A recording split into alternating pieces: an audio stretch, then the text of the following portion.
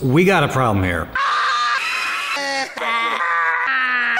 The stuff that used to work for creating content isn't working anymore. Like that thing has gone. That used to work, no more. Yeah. As I look back at over a century of history in Hollywood and almost 20 years of that being here myself, and now I'm also creating content for YouTube, I see patterns that have already played out in Hollywood unfolding the exact same way on YouTube, except it's happening a lot faster. Tim Schmoyer from Video Creators has been talking a lot about the changes happening on YouTube.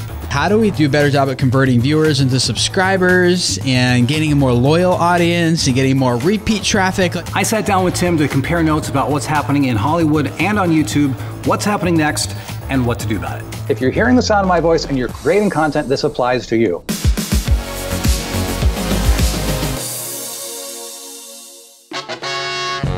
Welcome to winter in Los Angeles.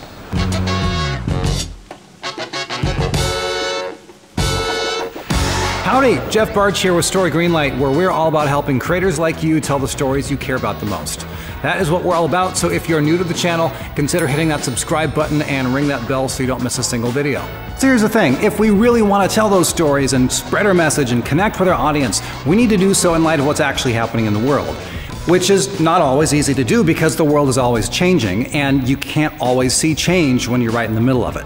For example, my little son, I see him every day and it's kind of hard to see how he's growing up. But if you compare the way he is now compared to the way that he used to be, the change is huge. Levi, how does a cow go? Boo! That's right.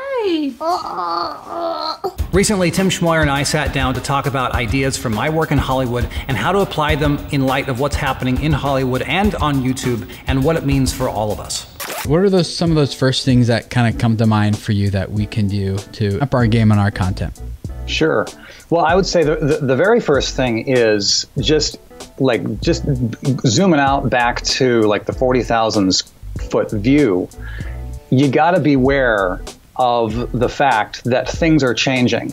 When I first started my career, I couldn't really see, like I was right in the middle of the forest and I was just like, hey, I just want to get through all the trees just because I was looking to find success for myself in Hollywood.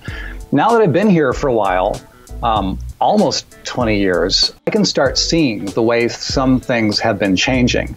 And that has direct application to us as creators on YouTube. And the number one thing I would say is that the audience is becoming more sophisticated. You go back to the earliest days of film, there were these brothers called the Lumiere brothers. They were French, and they were doing these experiments back in the late 1800s, early 1900s. They did this thing where they shot, this was unthinkable at the time, and they had a shot of a train approaching the camera. And when they showed that shot in the theaters, the crowd freaked out and they ran for the doors because they're like, what is this? We're going to get run over by this train. Now, we hear that kind of thing today and we're like, that's really dumb. These people these people had no clue. But the thing is, that's what they knew at the time, and that's, that's where the audience was. You go on from there, and all of a sudden, people start getting a lot more sophisticated with their audience and what the audience will and won't accept. You have the whole visual lexicon of what we have come to say. It's like, this is what a movie feels like. This is the shot sequencing. This is the wide shot. This is the medium. This is the reverse. This is the close-up.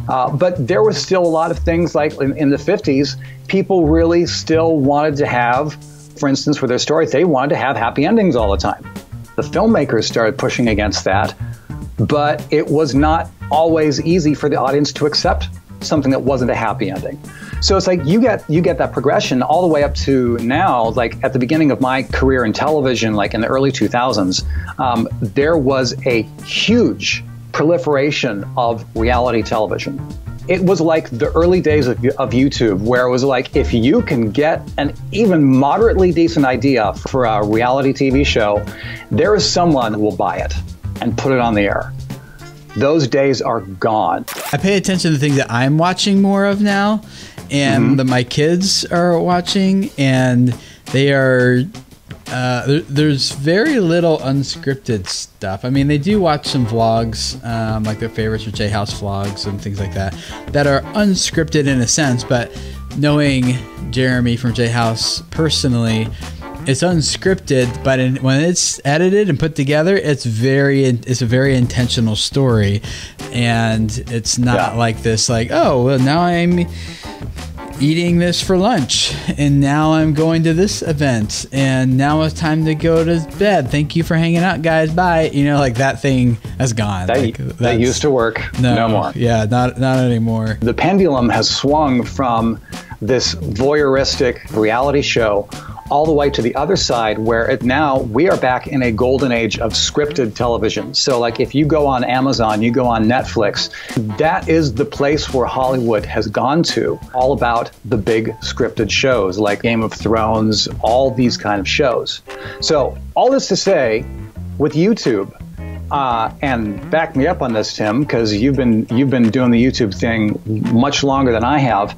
It is no longer nearly as easy to make this work as it used to be. When I first got started back in 2006, really all it took to get some traction on YouTube was to figure out how to get the footage off of your 8mm camera and onto your computer and then upload it to YouTube. And then it was like, well, could you do it consistently? And then it was like, well, could you do it consistently, but also make it look good and have some like filmmaking qualities to it? So yeah, it's just the bar for entry, as Tim's saying, has been changing and it's been rising. And it is, and it's just like the corollary between reality television, and now it's like everyone wants more scripted television, because I see that change. I see that progression and the sophistication of the audience. I'd be curious to hear your thoughts. Do you see these kind of changes happening in your audience? Are they staying the same? Are they getting pickier? Let's talk about that in the comments. Because Tim and I have a theory that the same thing that is ever more important in Hollywood is going to be the same thing that's just as important on YouTube. And I believe in the next few years here, the next barrier of entry for those who are really going to be performing well on YouTube are the ones who learn the skill of... Now, you may or may not know what Tim is talking about, and it may or may not be the first word in the name of this channel right here, but I'm telling you, it is absolutely accessible to anyone regardless of your experience or skill level, and it is mission critical for anyone who creates any kind of video content. If you're hearing the sound of my voice and you're creating content, this applies to you. We're going to jump into that in the next video that will appear right here when it's ready. And in the meantime, if this is helpful, make sure you hit the like button, and remember, keep telling your stories, because you matter, your message matters, and the world needs to hear what you have to say.